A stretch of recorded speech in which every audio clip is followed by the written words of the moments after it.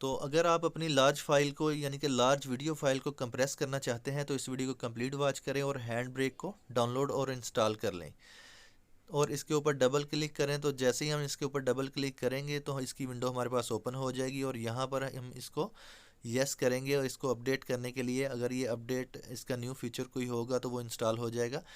सबसे पहले अब हमने क्या करना है, अपनी फ़ाइल को लोड करना है।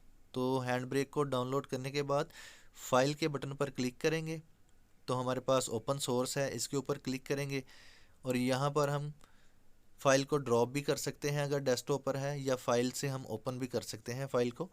तो यहाँ पर हम सिलेक्ट करेंगे डेस्कटॉप और यहाँ पर अगर हम देखें तो हमारे पास वीडियो फाइल है, इसको हम कंप्रेस करना चाहते हैं। ओपन के बटन पर क्लिक करेंगे। जैसे ही हम ओपन के बटन पर क्लिक करेंगे हमारे पास प्रोसेसिंग शुरू हो जाएगी और हमारे पास ये डिफ़ॉल्ट विंडो एल्यूमिनेट हो जाएगी। यहाँ पर हम इसकी पिक्चर भी देख सकते हैं कि इसकी जो क्वालिटी है वो डिस्टर्ब ना हो। यहाँ से आपको इसकी क्वालिटी यानी कि आपकी वीडियो फाइल की क्वालिटी का भी अंदाज़ा हो जाएगा कि कितनी आपकी जो क्वालिटी है वीडियो की वो कैसी है। तो प्री सेट क्वालिटी में हमने सेम सेटिंग ही डिफ़ॉल्ट सेटिंग पर रखनी है, आपने इसको डिस्टर्ब नहीं करना।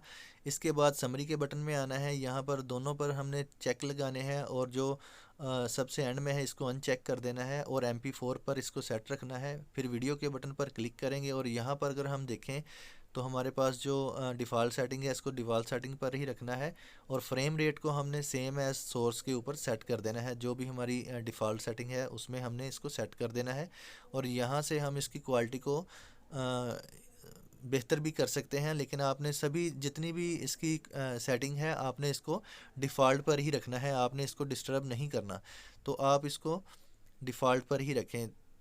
तो मैं आपको डिफ़ॉल्ट पर रखने का ही इसको रिकमेंड करूँगा। इसके बाद आपने ब्राउज़ करना है कि फ़ाइल को आपने किस जगह पे जो कंप्रेस होने के बाद सेव करना है। यहाँ पर अगर हम देखें तो फ़ाइल का नाम टाइप कर दें, जो भी आप अपनी फ़ाइल का नाम रखना चाहते हैं और डेस्कटॉप पर इसको सेव कर दें। तो ये बहुत ही सिंपल सा एक मेथड है, इसको सेव करें।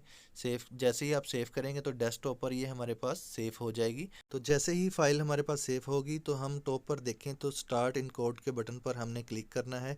जैसे ही हम इसके ऊपर क्लिक करेंगे तो जो हमारी प्रोसेसिंग है कंप्रेस करने की फ़ाइल को वो स्टार्ट हो जाएगी और कुछ टाइम में ये कंप्लीट हो जाएगी। तो अगर हम देखें तो हमारी जो प्रोसेसिंग है वो कंप्लीट हो चुकी है और जो हमारी फ़ाइल है वो डेस्कटॉप पर सेव हो चुकी है।